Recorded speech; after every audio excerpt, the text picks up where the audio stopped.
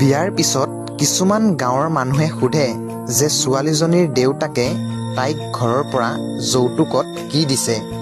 মই এইখিনিতে কথা এটা কওঁ, কথাটো সঁচা কৈছোঁ নে মিছা কৈছোঁ সকলোৱে কমেণ্ট কৰিবাচোন।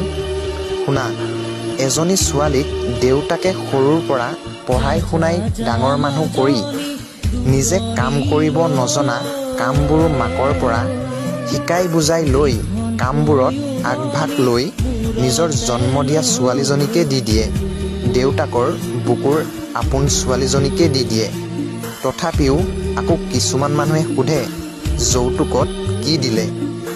এজনী ছোৱালী হৈ জন্ম ল'লেহে বুজা যায় যে বিয়াৰ দিনাখন নিজৰ আপোন ঘৰখন আৰু নিজৰ গাঁৱৰ মানুহখিনিক এৰি যোৱা কিমান কষ্ট হয়।